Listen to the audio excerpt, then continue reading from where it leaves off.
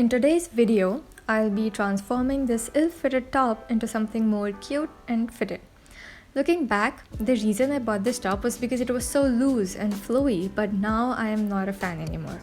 I wanted to capture the ombre effect of this top. It does give me beachy vibes. I wanted to be well constructed but a bit flowy and wavy at the same time. This was my inspirational photo. It fits the image that I have for this top perfectly. I started out by laying the top on the floor. I am gonna cut the bottom off over this mark and remove the sleeves. Also, I am gonna give it a V neckline, so I'm gonna trace out the shape of it. At the back, it has these weird lines running down. I don't particularly like them, but I can't think of any way to get rid of them either. I seam ripped the shoulders off of the top. You could just cut them straight away, but I kind of like seam ripping, so that's what I'm gonna do. Then I opened the sleeves up by seam ripping them where they were stitched.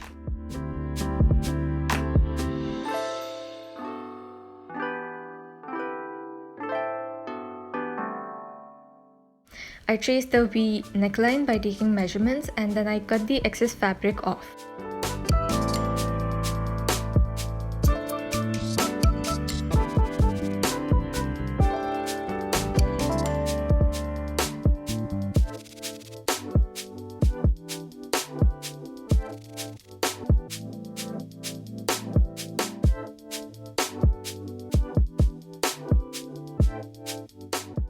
I decided the place where I want the top to end and attempted to cut a straight line across the bottom. I also cut the top at the sides because it was just too wide. I traced a top that already fits me onto this top and cut along the traced path. I forgot to film this part for some reason, but I think it's pretty self-explanatory. Now the top looks way smaller than it was before. I cut the back neckline by just folding the top in half and then cutting a curved line to mimic the back neckline. Now comes the interesting part, making the flounce for the top.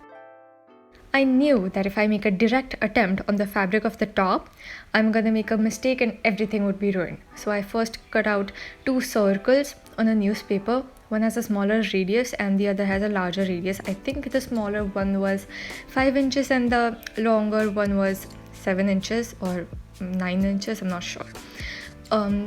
If you choose a circle with a smaller radius, then it would be more curvy and more wavy, whereas if you have a one with a larger radius, then it would not have much of a curve. I ended up choosing the one with the larger radius. I actually put the curve of the newspaper onto my neckline and saw how much it formed a curve, I guess, and the larger one just looked better, so that's the one I went with. My newspaper was super crumbled in the process and there were tears here and there, so I just decided to draw an arc of the circle on a not so crumbled paper. This would now be used to trace out the arcs on the sleeves of this top, the ones that I had cut out initially. Since I don't have enough fabric at the sleeves to make an entire circle for the flounce, I'm just gonna make the circle one arc at a time. That is, I'm gonna cut as many arcs as possible and I'm gonna stitch them up to form a complete circle. I cut and stitched the arcs in a way that they captured the ombre effect nicely.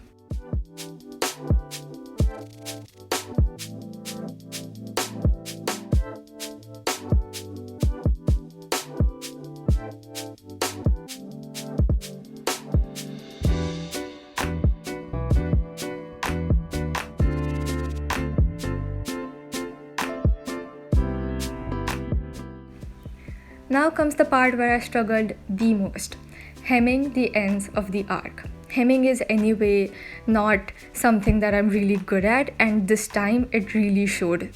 I wanted a very narrow hem, but that just was not happening with the fold twice method. That is, you just fold in the fabric of the edges twice inside and then stitch all over it.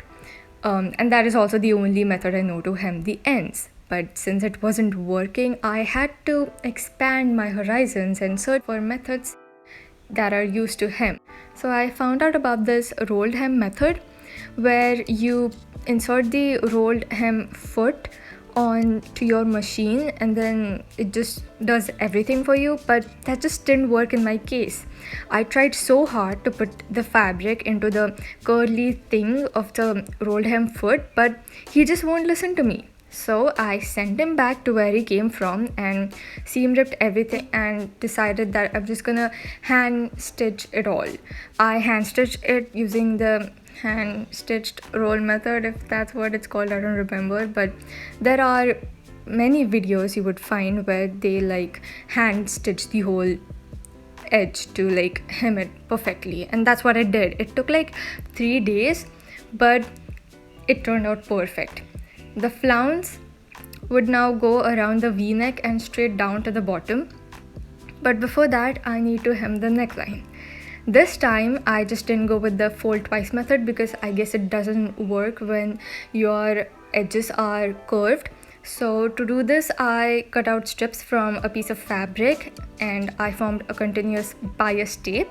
I pinned the bias tape like so around the entire neckline, and now I'm gonna stitch very closely to the inside raw edges. That is where the raw edges of the neckline and the bias tape are. Once the stitching is done all over the neckline, I'm gonna fold the other edge of the bias tape inside. I'm gonna make another fold to put the raw edge inside and then stitch all over it. I did this part very carefully by ironing the folds and pinning everything all over.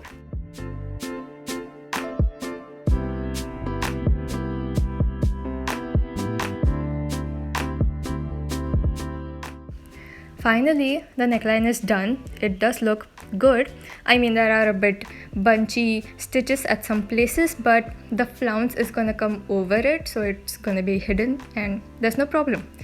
To attach the flounce onto the top along the V neckline and all the way down to the bottom, I first folded the inner raw edge of the flounce inside and ironed it. I actually folded it twice. So now I'm gonna top stitch this folded edge onto the top.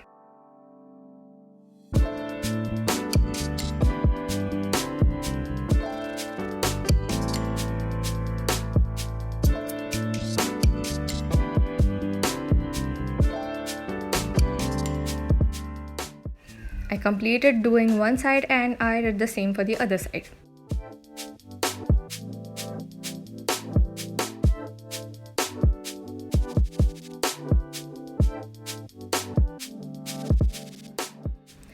But the stitches were once again bunched up all ugly, so I seam ripped everything.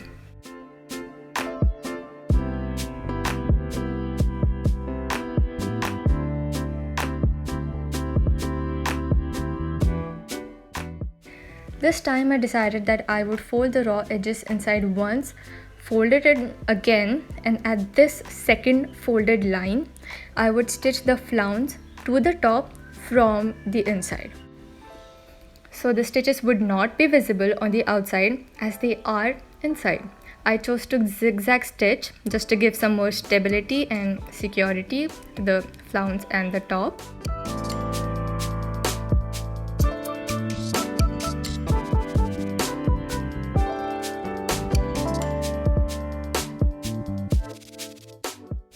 As you can see, there are no visible stitches because they are hiding inside the flounce. I did the other side too in a similar way. And by the way, my flounce runs all the way down parallel to the buttons of the top. I can still button the top without the flounce getting in the way.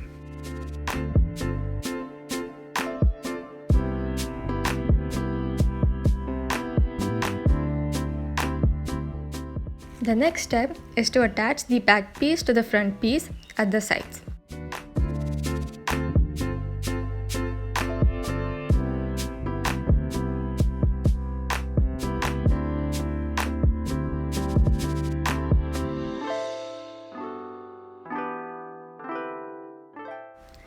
I have to hem the sleeves, which I did in the same way I did the neckline, that is by making a bias strip, placing it along the curve of the sleeves, stitching on the inner side and double folding the outer side to go inside and stitching on it to secure the folds.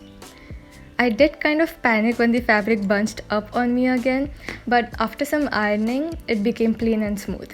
Now I'm gonna make the bottom flounce of the top. This flounce would have a larger width than the front flounce. I again drew up a pattern which is an arc of a circle and cut up many such circular arcs on the bottom part of the top that I had cut out initially.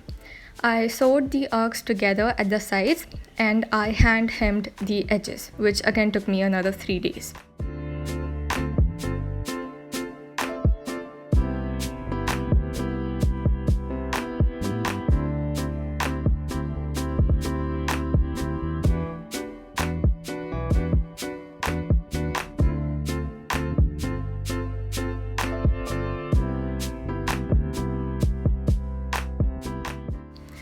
Finally, I attached the flounce to the bottom of the top by placing them wrong sides together and stitching close to the raw edges.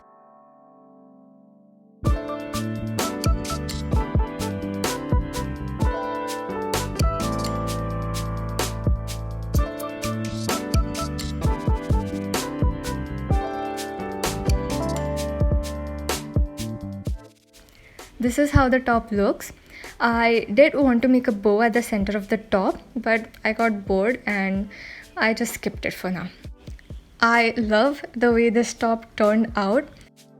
It does remind me of the beach and the waves, and I love how you can wear it out casually, but you can also dress it up. This top is so playful and I just love how the ombre effect runs all over it. I hope you enjoyed watching this video, and I hope you try out this tutorial on tops that you already own. They can be like oversized flannels or just oversized shirts that you can work out with. I hope you have a great time. Thank you for watching. Bye.